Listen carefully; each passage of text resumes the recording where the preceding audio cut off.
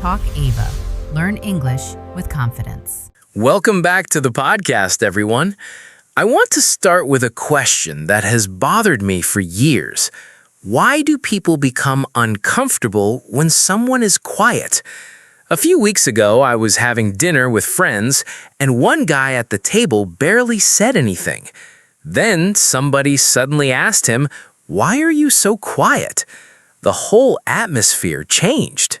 I hate that question because it sounds innocent, but it usually puts people in an awkward position.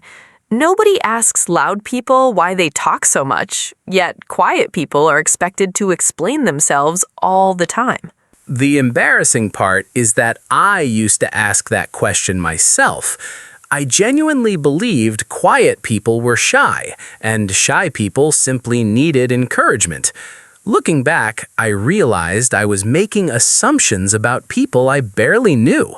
Most people do that. We meet someone for 10 minutes and suddenly decide who they are. If somebody talks a lot, we call them confident. If somebody is quiet, we call them shy. Real life is far more complicated than that. I learned that lesson the hard way. At university, I had a classmate who barely spoke during lectures. I was convinced he hated social situations. Then, one evening, I saw him at a football match, and he was a completely different person. I already like this story. He was shouting, laughing, and arguing with strangers about the referee.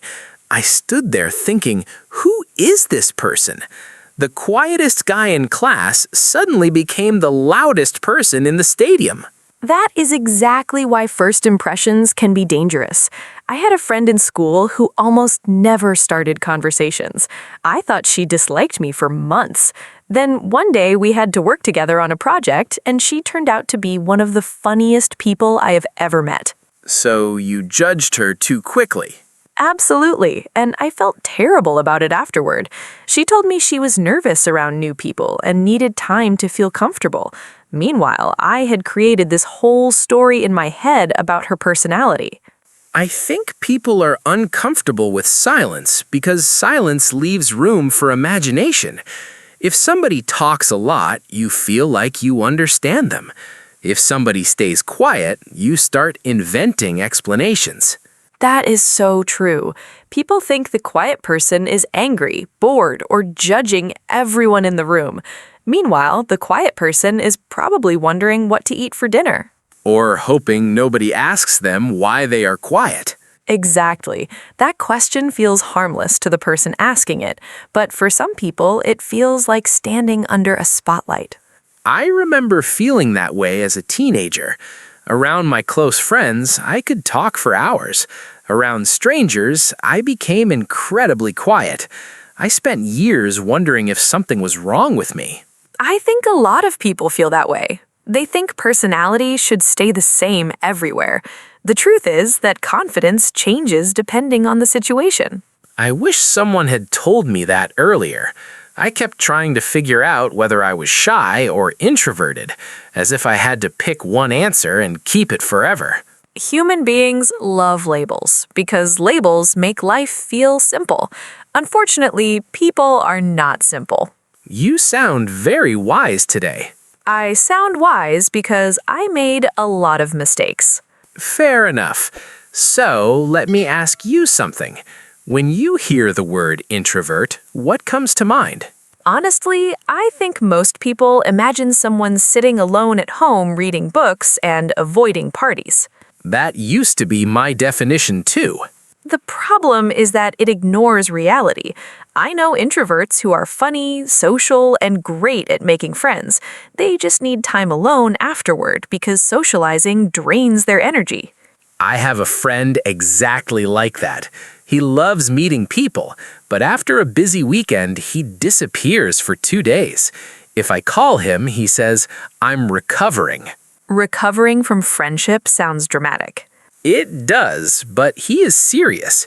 Once he left his own birthday party early because he was exhausted. I understand him. You do? Completely. I enjoy spending time with people I like, but after a while, I need silence. I need coffee, a blanket, and absolutely no plans. That sounds less like introversion and more like luxury. Maybe it's both. This is where I get confused. If introverts enjoy people, why do so many people think they hate social situations? Because people confuse introversion with shyness. They see somebody being quiet and assume they're scared or unfriendly. Sometimes that's true, but often it's not. I know somebody who proves your point perfectly. He's incredibly shy around strangers. The first time you meet him, he struggles to keep a conversation going. But he loves parties and constantly wants to meet new people. That surprises people because they assume shy people hate socializing. Exactly.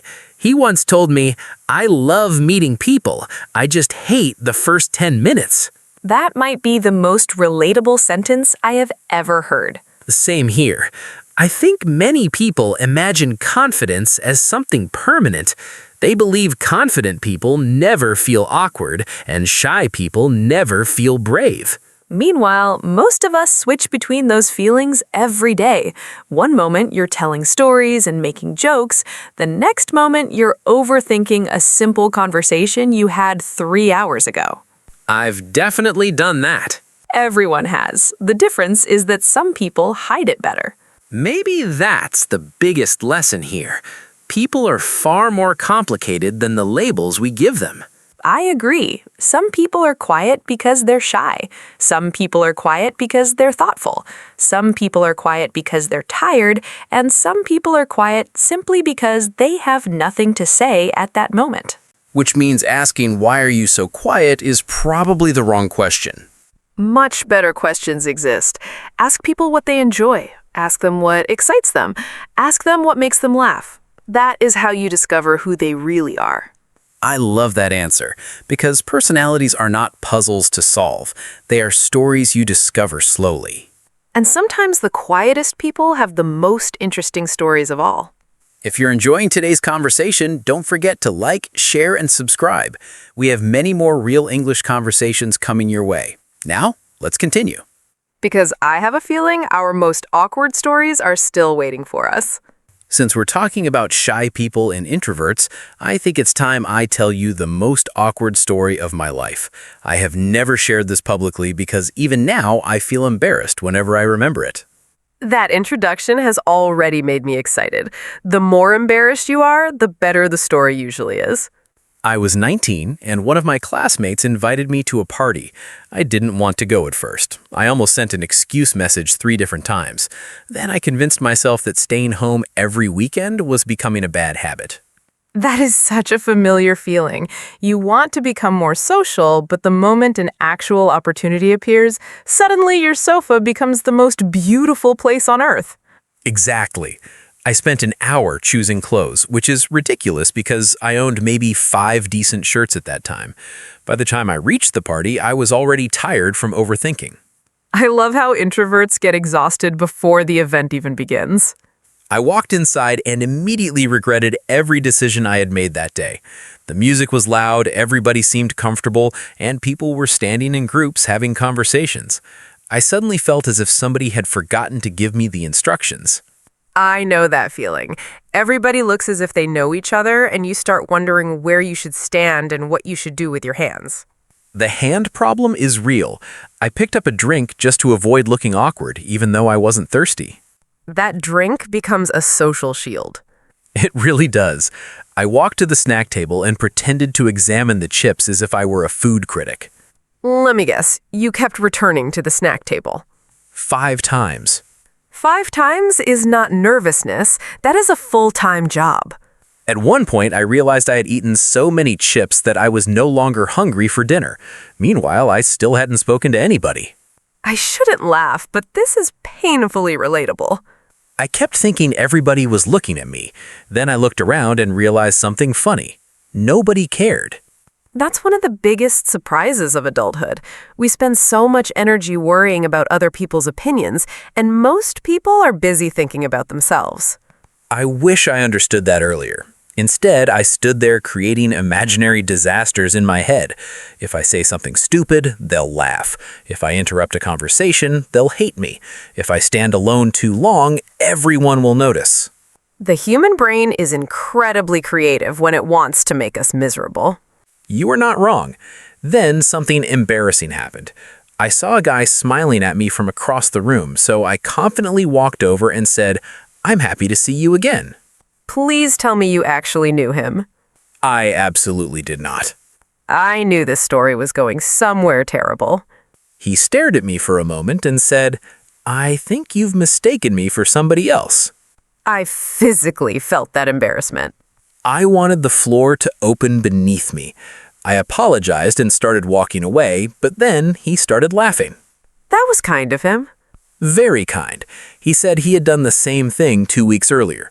Somehow that small moment changed everything. We started talking, and within 10 minutes, I forgot I was nervous. That's amazing because nothing around you changed. The music was still loud, the room was still full of strangers. The only thing that changed was your comfort level. That's such an important point. We often think confidence means never feeling nervous. I don't believe that anymore. Confidence is realizing that awkward moments won't destroy your life. I couldn't agree more. Some of my favorite memories started with me feeling uncomfortable. The funny thing is, that guy became one of my closest friends at university. Whenever we meet now, he reminds me of the day I introduced myself as somebody who already knew him. Good friends never let embarrassing stories die. They absolutely do not. Since you exposed yourself like that, I think it's my turn. My story isn't about a party, it's about my first job. And honestly, it took me years to stop feeling angry about it. Now I'm interested. On my first day, I walked into the office and promised myself that I would make a great impression. I imagined myself being confident, friendly, and professional. Reality had very different plans. That's usually how life works. Everybody already seemed comfortable. People were chatting near the coffee machine, others were telling jokes. I sat at my desk smiling politely and pretending not to panic. I think pretending not to panic is an underrated skill. Mine wasn't very convincing. I was nervous, so I became quiet. Not because I disliked anyone, I just needed time to feel comfortable. Which is perfectly normal. Apparently, not everybody thought so. After a few weeks, one coworker asked me something that shocked me. I'm afraid to ask. She looked at me and said, "Why do you always look annoyed?" That's brutal. I was speechless. I wasn't annoyed at all. I was just shy around people I didn't know well. That's the danger of assumptions. People see silence and immediately create a story. Exactly. A few days later, another coworker asked if I hated office parties. I told him I had never attended one because nobody had invited me. That must have been awkward. It was hilarious, actually. He looked horrified and immediately invited me to the next one. Did you go? I almost canceled 3 times. Then I remembered something important. If I keep avoiding uncomfortable situations, my world will become smaller and smaller. That's beautifully said. So I went. I was nervous during the first half hour, but eventually I relaxed. I discovered that one coworker loved photography, another was obsessed with old movies, and the quiet accountant everyone ignored had the funniest stories in the office. Isn't it strange how everybody becomes more interesting once you get to know them? Very strange. I also realized something about myself. I wasn't cold, arrogant, or antisocial. I simply needed more time than other people. I think many listeners will relate to that. I hope so. For years, I tried to force myself to become louder because I thought quiet people were less interesting. Now I don't believe that at all. The quietest people often have the busiest minds. That's one of my favorite sentences from today's conversation because it's true. Some people think before they speak. Some people listen carefully. Some people need time before showing their personality. And maybe that's why judging people too quickly is such a mistake. Absolutely. The version of somebody you meet on day 1 is rarely the whole story. Which means the quiet person in the corner might eventually become the funniest person in the room. Or the friend you keep for the rest of your life. I like that ending. Good, because the next part of our conversation is about something even more relatable. Let me guess. Embarrassing moments? The kind that keep you awake at night years later. Since we're sharing embarrassing stories, I have a question for you. Why do people care so much about what others think? I understand caring a little, but sometimes we treat tiny mistakes as if they are life-changing disasters. Because embarrassment is a strange emotion, it doesn't last very long, but somehow our brains store it forever. I can forget where I left my keys this morning, yet I still remember something embarrassing I did when I was 12. Same here, and I hate it. My brain behaves like a museum of awkward moments. It forgets birthdays, passwords, and important appointments, but it remembers every embarrassing thing I've ever done. That sounds dramatic, but I completely understand. I still remember waving at somebody in a shopping mall who wasn't waving at me. That happened to me too. I got so excited because I thought I recognized an old friend. I waved enthusiastically, smiled, and even started walking toward her. Then she looked confused and kept walking. That's painful already. The worst part was discovering she was waving at the person standing behind me. I instantly pretended I was stretching my arm, which fooled absolutely nobody. I love how human beings become terrible actors when they're embarrassed. We become very creative, though. My version was even worse. I once said hello to somebody at university because I thought we met before. He stared at me for 5 seconds and finally said, "I'm sorry, I think you have the wrong person." 5 seconds of silence can feel longer than 5 years. I spent the rest of the day avoiding eye contact with everyone. Looking back, it's ridiculous because that guy probably forgot the incident by lunchtime. That's exactly the point. Most embarrassing moments are unforgettable only to us. Yet we behave as if everybody is keeping a list of our mistakes.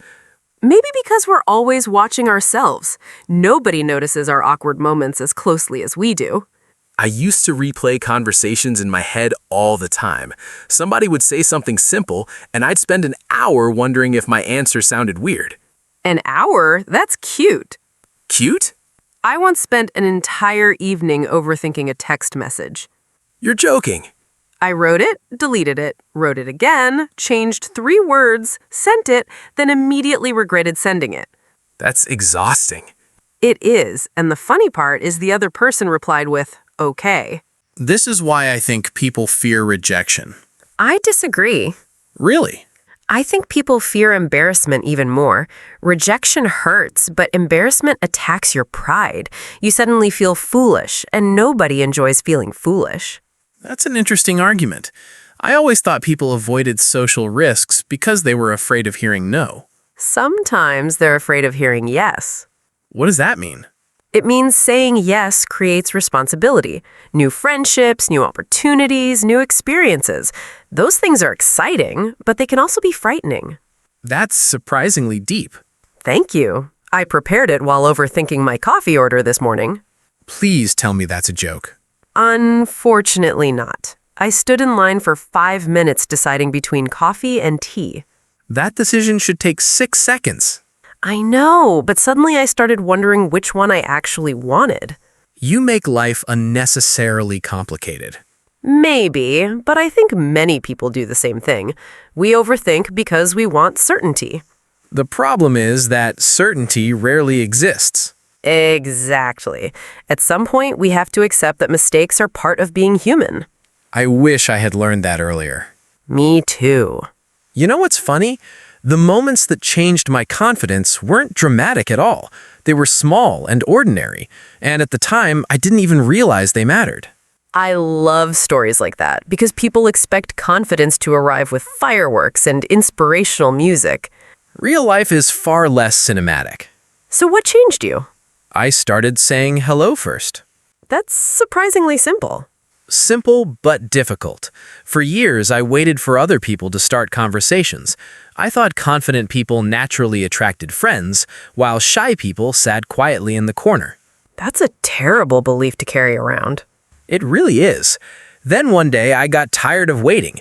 I walked into class and forced myself to say hello to 3 people. How did it go? Terribly. I wasn't expecting that answer. One guy ignored me because he was wearing headphones, another looked confused because I accidentally used the wrong name, the third person smiled politely and immediately returned to his phone. That sounds discouraging. It was. I came home convinced I had embarrassed myself. But you kept trying. I did, because I realized something important. Confidence isn't built by succeeding every time. It's built by surviving awkward moments and realizing the world doesn't end. I love that. Slowly, conversations became easier. I stopped trying to sound impressive and started focusing on being genuine. That's such an underrated skill. People spend so much time trying to appear interesting that they forget to be curious. What about you? What changed your confidence? Public speaking. I still can't believe you joined a public speaking class. Neither can I. I almost turned around and went home on the first day. What stopped you? Pride, honestly. I had spent years telling myself I was shy, and suddenly I became angry at that label. I didn't want fear making decisions for me anymore. That's powerful. The first speech was terrible. My hands were shaking, my voice sounded strange, and halfway through, I forgot what I wanted to say. That sounds terrifying. It was. I thought everyone would judge me. Instead, people smiled and encouraged me to try again. That's beautiful. I walked home feeling lighter, not because I was suddenly confident, but because I had done something that scared me. That's the secret nobody tells you. Confidence rarely arrives before action. Most of the time, it appears afterward. Exactly. Confidence grows quietly. I think many listeners need to hear that. Absolutely. Nobody wakes up fearless. Confidence is built one awkward conversation, one uncomfortable moment, and one small victory at a time. True. Think about my awkward university party. If I had gone home early, I might never have met one of my closest friends. That's also true. So maybe big decisions are the turning points. And maybe small choices decide whether we reach those turning points at all. That's annoyingly wise. Thank you. I have been waiting all day for a compliment. Don't get used to it. Too late. The more we talk, the more I think people are too complicated for labels. Shy, introvert, confident, outgoing. These words describe tiny parts of us, but they never tell the whole story. I completely agree. Some days you feel brave. Some days you feel insecure. Some days you want to spend time with people, and some days you need silence. The important thing is accepting that change is normal. And giving yourself permission to grow. I think that's the biggest lesson from today's conversation. You don't have to become a different person. You just have to become more comfortable being yourself. That's a wonderful way to put it. If you enjoyed spending time with us today, don't forget to like this video, subscribe to the channel, and share it with someone who might enjoy this conversation too. We always enjoy having these conversations with you, and we hope to see you again in the next episode. Until then, stop worrying about fitting perfectly into a label. Being quiet doesn't tell the whole story. Every personality is more interesting than it first appears. Looking back, I think the biggest changes in our lives often begin with tiny decisions. Decisions that seem unimportant in the moment. But years later, you realize they changed everything. And that's exactly what we're going to talk about next. I have been thinking about something while we were recording this episode. If I could travel back in time and meet my 18-year-old self, I honestly don't know whether I would give him advice or just sit beside him and tell him to relax. I would definitely give advice because my younger self was exhausting. She worried about everything. She worried about grades, friendships, clothes, the future, and even things that had almost zero chance of happening. That sounds familiar. I used to think worrying was a sign of responsibility. If I worried enough, maybe I could avoid mistakes. The problem was that I still made mistakes, and now I was stressed on top of that. That's the tragedy of overthinking. It promises protection and delivers exhaustion. I remember comparing myself to everybody. Somebody was better at studies, somebody was more social, somebody seemed more confident, and I always felt as if I was behind. Social media has made that even worse. People share the best moments of their lives and quietly hide all the confusion behind the scenes. Then everybody else looks at those pictures and thinks, why am I not living like that? Exactly. The strange thing is that the people you're jealous of are often comparing themselves to somebody else. It's like a giant competition where nobody feels like they're winning. I wish I had understood that earlier. I spent years trying to become the version of myself I thought people wanted. I wanted to sound smart, look confident, and always have the right answer. That sounds exhausting. It was. The funny part is that people like honest and imperfect people much more than people pretending to be perfect. That's one of the best lessons adulthood teaches you. Nobody connects with perfection. People connect with stories, mistakes, and awkward moments because everybody has them. If I could give my younger self one piece of advice, it would be this. Stop waiting for certainty, because certainty is never coming. You're going to be scared before important decisions, and that's completely normal. I love that advice because I spent years waiting too. I waited to feel confident before speaking up. I waited to feel brave before trying new things. I waited to stop being nervous around people. And then? Then I realized confidence isn't a destination. It's more like a habit. Some days you feel brave, some days you don't, but life keeps moving anyway. That's beautifully said. I also wish I had worried less about embarrassing moments. I still remember things that happened years ago, but nobody else remembers them. I have proof of that. Last year, I met an old classmate, and I apologized for being awkward in school. That's sweet. He looked confused and said, I don't remember you being awkward at all. No way. I couldn't believe it. I had carried that memory around for years, and he had forgotten it completely. That's actually comforting. Very comforting. It made me realize something important. Most people are too busy living their own lives to analyze ours. The older I get, the less I care about looking perfect. Same here. I care more about being comfortable with who I am. That change alone has made life so much easier.